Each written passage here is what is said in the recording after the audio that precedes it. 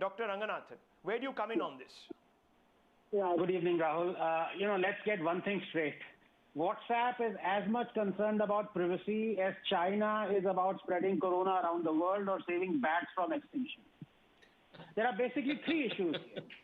Number one, WhatsApp new privacy policy. It has already kicked in, by the way, even as the matter is still in Indian courts.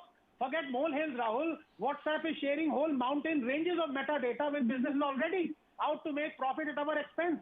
Numerous scientific studies, including one at MIT in 2015, published in Science, have shown metadata can quickly disclose everything about a person, including identity, and is an easy tool for surveillance.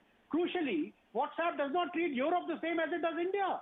Europeans can choose not to accept the new privacy policy, but we can't, even though we contribute majorly to WhatsApp growth and revenue. WhatsApp says it is not forcing Indians to adhere to the new lack of privacy policy. They can leave the service if they wish. How benevolent of you.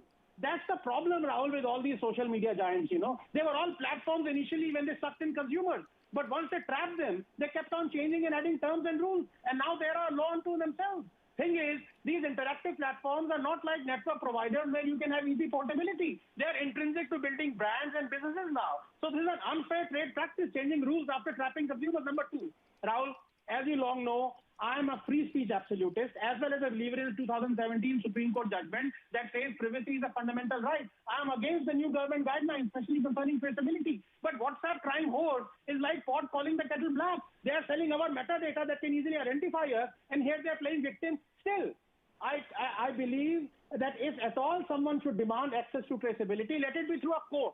I think the courts might come to the same conclusion. Number three, Rahul, now let me give you a counterpoint. Traceability and surveillance is crucial for anti-terror ops. And if the state took sanction for it, why should this be seen as illegal and undemocratic? After all, many of those involved in Naxal and Maoist activities have indeed been convicted by the Indian courts based on the evidence of intercepted conversations. The CPI Maoist activist and a journalist were convicted in 2013 during the UPA for possessing a grenade, 2 firearms, 9 detonators, 20 gelatin sticks. One of the evidences provided were phone conversation transcripts. Tomorrow you will say the state should legally snoop on a journalist for terror activities in Kashmir just because he's a journalist.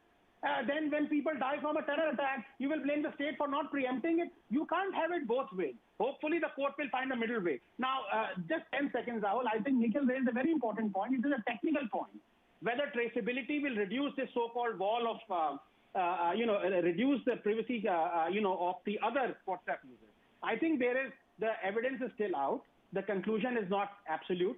And there is one Dr. Kotukoti who said that, yes, traceability and end-to-end encryption can be mutually exclusive. So while science debates on that, let us get one thing straight. Let not WhatsApp, preach holier than thou out here. It is just not concerned about our privacy.